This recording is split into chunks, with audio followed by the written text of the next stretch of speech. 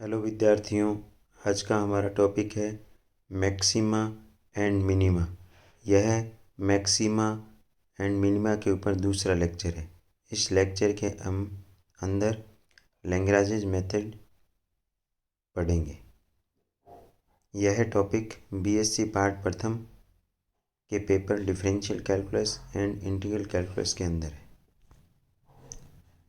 विद्यार्थियों, Lagrange method of अनडिटरमिनेट multiplier, इसके अंदर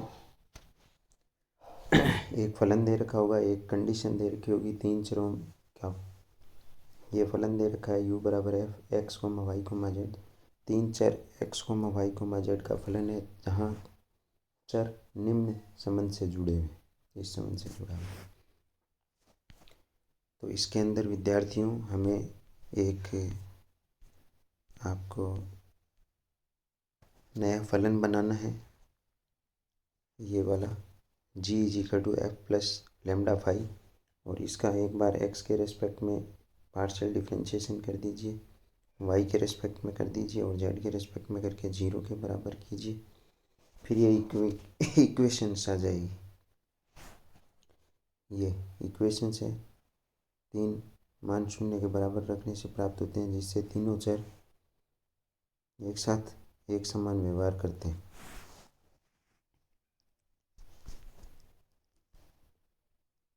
तो इस तरीके से हम इन समीकरणों के हल से स्तब्ध मान प्राप्त करते हैं। इसमें देखो, ये 2, 9, 10, 11 तथा लैम्डा एक्स वाई जेड के मान निम्न है। इससे u का स्तब्ध मान प्राप्त होता है। अब देखो, आपके एग्जाम्पल के थ्रू समझ में आएगा। इसमें क्या दे रखा है, जैसे ये एक आपको find the minimum value of, न्यूनतम मान ज्ञात कीजिए x² + y² + z²। कंडीशन दे रखी है ax + by + cz = p। आपने एक नया फलन बना लिया जिसमें ये लिख दिया प्लस लैम्डा और ये वाली कंडीशन लिख दी। अब इसका x के रेस्पेक्ट में पार्शियल डिफरेंशिएशन कीजिए, y के रेस्पेक्ट में z के बराबर 0 कर दीजिए। इसके बाद में अब जो समीकरण आई है 1, 2, 3, वो कह रहा है इसको क्रमशः 1 को a से, 2 को b से और 3 को c से गुणा करा के जोड़ो। तो ये हमने जोड़ा, जोड़ने पे ये आ गया। अब ये कंडीशन बन गई वापस, इसको तो p लिख सकते हैं। तो हमारे पास में लैम्डा का मान ये आ गया। लैम्डा का मान आने के बाद में हमारे पास में लैम्डा का मान यहाँ रख देंगे 1, 2, 3 में, तो एक्स वाई जेड का मान आ जाएगा। ये आ जाएगा 5 नंबर समीकरण। देखिए ये आ गया। अब एक क्वांटिटी कैलकुलेट करते हैं d² g, जिसका मान ये होता है, ये खोलने पे ये आ जाता है। तो सब मान ये जब रख देंगे तो वो ये आ रहा है। तो हमारे को ये इससे ये पता लगता है ये ऑलवेज पॉजिटिव है, धनात्मक है। तो अगर धनात्मक है तो वो क्या होगा, जी न्यूनतम होगा, जिसके फलस्वरूप ये नियम है। तो न्यूनतम मान जो है, जो एक्स वाई जेड के मान उसमें रख दीजिए, x² + y² + z² में, आंसर आ जाएगा। अब देखिए एक और सवाल। सबसे पहले आपको u दे रखा है, कंडीशन दे रखी है, सिद्ध कीजिए कि u का स्तुत मान निम्न से प्राप्त होता है। x बराबर sigma a upon A, y बराबर sigma a upon B, z बराबर सिग्मा a अपॉन सी। सबसे पहले एक नया फलन बनाइए। इसमें आप ये लिख दीजिए प्लस लैम्डा, ये कर दिया। फिर इसका x के रेस्पेक्ट में y के रेस्पेक्ट में, z के रेस्पेक्ट में पार्शियल डिफरेंशिएशन कर दीजिए। जैसे ही हमने डिफरेंशिएशन किया, डिफरेंशिएशन करने के बाद में इन समीकरणों से हमें ये प्राप्त हुआ कि ये ax बराबर by बराबर cz आ गया।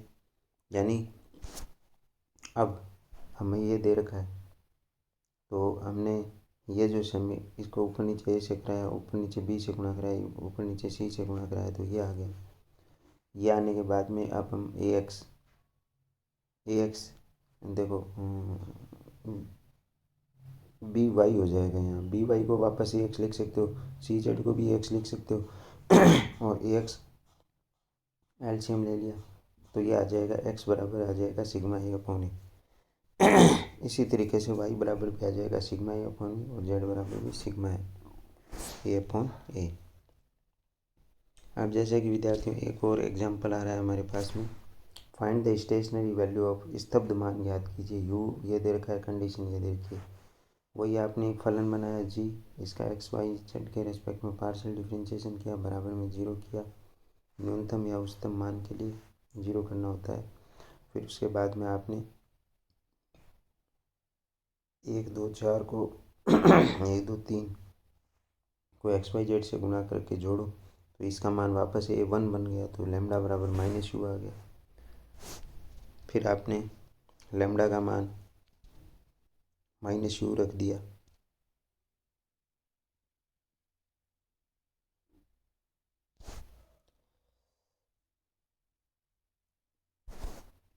लेमडा का मान माइनस यू इसमें रख दिया इसमें भी रख दिया, इसमें भी रख दिया, जो कि सॉल्व होके ये बन गई समीकरण। सॉल्व होके बनने के बाद में इनसे हमने क्या करा दिया, हमने एक्स वाई जेड का विलोप करा दिया, ये आंसर आ गया। अब हमारे पास में एक और सवाल आता है, उच्चतम तथा न्यूनतम मान ज्ञात कीजिए। यू बराबर दे रखा है, इस बार कंडीशन 2 आ गई, कोई बात नहीं, एक बार लेमडा 1 लगा दिया, लेमडा 2 लगा दिया, फिर इसका एक्स के रेस्पेक्ट में आंशिक अवकलन किया, वाई के जेड के रेस्पेक्ट में आंशिक अवकलन किया और गुणा करा के उसके बाद में एक्स वाई जेड से गुणा करा के जोड़ दो तो लेमडा 1 बराबर माइनस यू आया। लेमडा 1 का मान सब जगह माइनस यू रख दिया तो एक्स का मान आ गया वाई का और जेड का आ गया लेमडा 2 में। एक्स वाई जेड के मान इस कंडीशन में रख दो, कंडीशन में रखते ही हमारे पास में आंसर आ जाएगा। लेमडा 2 को मना के जीरो की तरफ चला जाएगा, तो ये कंडीशन आ गई। तो इस तरीके से विद्यार्थियों ये आपको लैग्रांज मेथड ऑफ अनडिटरमिनेट मल्टीप्लायर के सवाल थे, इनको आपको प्रैक्टिस करनी पड़ेगी। जैसा कि आपको ये देखो इसमें दे रखा है अनिर्धारीय गुणांक, तो वो अनिर्धारीय गुणांक ये हैं जो अपन लेमडा जोड़ते हैं, लेमडा लगाते हैं, ये अनिर्धारीय गुणांक है। जैसे हर एक सवाल में देखो आप,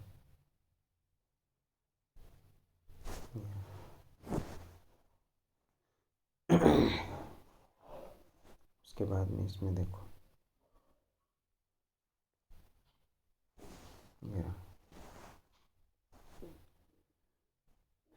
इसमें देखो तो आगे ये आगे, तो इस तरीके से हम इनको सॉल्व कर सकते हैं प्रॉब्लम्स को जिनमें ये कंडीशंस दे रखी हो।